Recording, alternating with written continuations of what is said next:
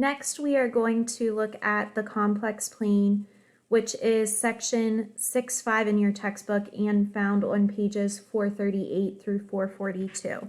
Let's first look at what is the complex plane and recall what a complex number is. You should be familiar with a complex number from Algebra 2, but just to remind you, a complex number is always symbolized by z.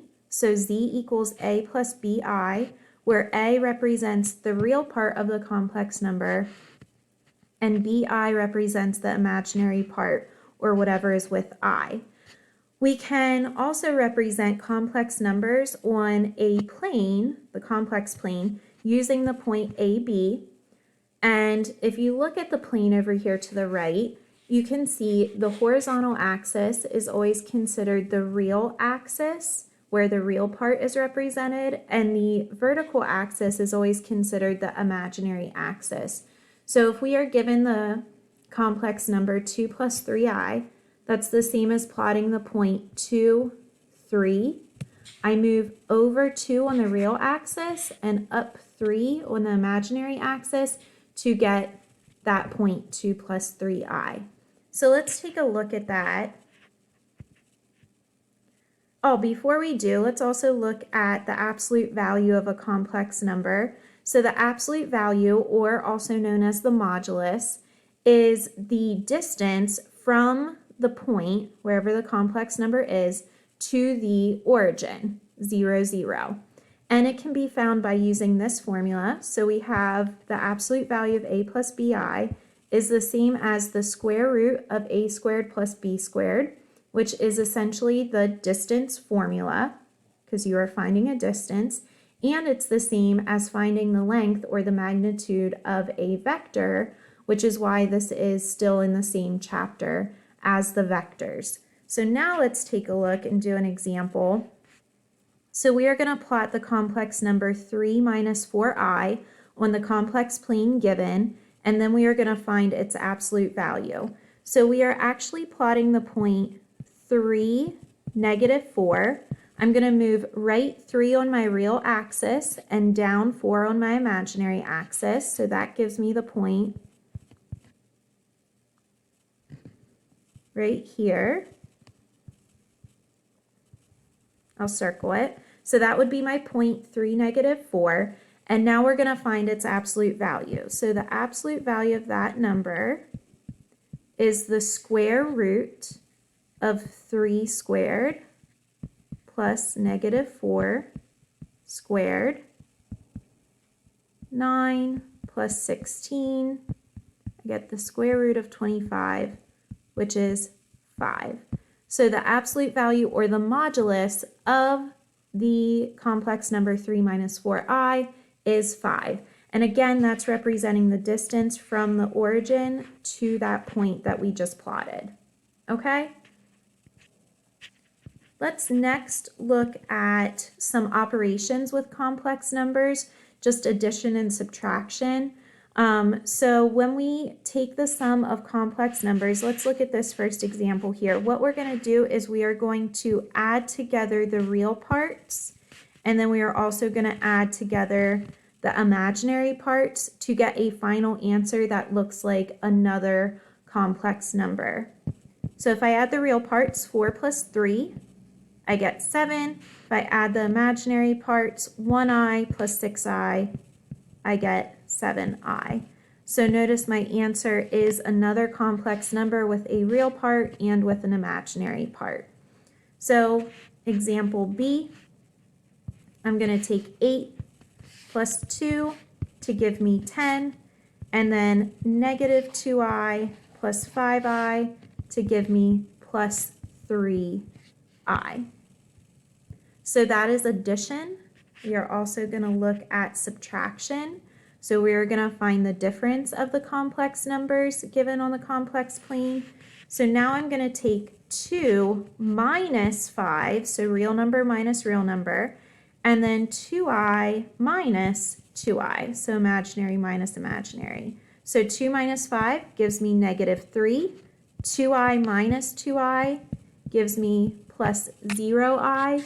You can represent it like this, or this number would just be the real number, -3.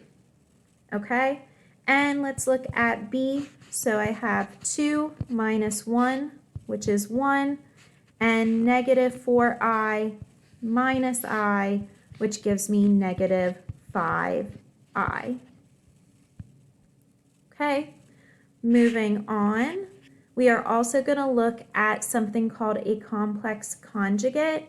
So if you are given the complex number a plus bi, then the number a minus bi is considered its complex conjugate. So all you do is change the sign of the center part or the sign of the imaginary part. So that means that the points AB and a negative b are conjugates, and they are actually reflections of each other across the real axis. So if you want to represent those geometrically, over here on the right, that's what it would look like. So this point and this point are complex conjugates of each other, and they are a reflection across the real axis. So let's do one of those. So we're going to plot the point 6 plus 5i on the complex plane, and then we are also going to plot its conjugate. So the regular point is 6, 5. I'll go ahead and plot that.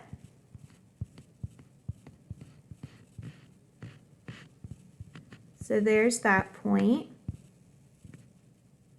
I'll circle it. Okay, and its conjugate point then would be z equals 6 minus 5i. So that would be the point 6, -5. And that would be right here.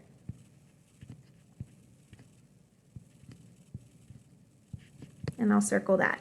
So notice they are reflections of each other, and the only difference with them is the change in sign in the middle. Okay. And continuing on, the last thing that we're going to look at here with the complex plane is the distance and midpoint formula.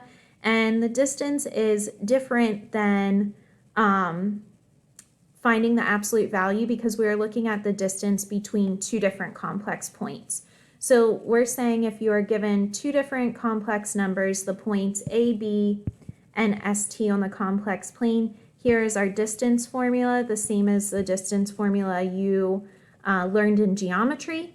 And then here is our midpoint formula, and again, it's the same as the formula that you learned in geometry. So we'll finish up by doing an example of each of those. So we are going to find the distance between these two complex numbers. Let's first make those into points, and then we will substitute that into our distance formula. So the complex number -7 minus 3i is the same as the point -7, -3, and the number 3 plus 5i is the same as the point 3, 5, and we are going to calculate the distance between those two numbers then. So d equals 3 minus a -7 squared.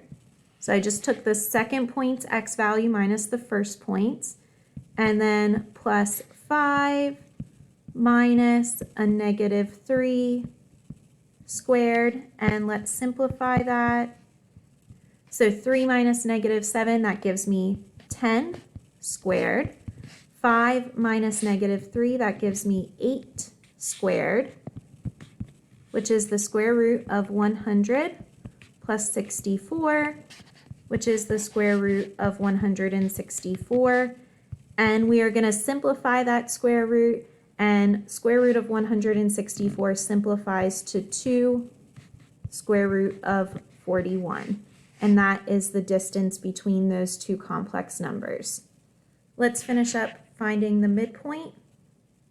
So we want to find the midpoint of the line segment joining the 2 points corresponding to 8i and 5 plus 4i.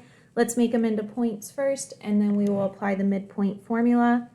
So the point 8i would be 0, 8, so 0 for the real part, and the point 5 plus 4i is 5, 4. Using our midpoint formula then, 0 plus 5 divided by 2, so this time you're adding the first two parts, comma, because it is a point, 8 plus 4 divided by 2. That gives me 5 over 2, 12 over 2, which simplifies to, we'll just leave that as 5 over 2, and 12 over 2 is 6.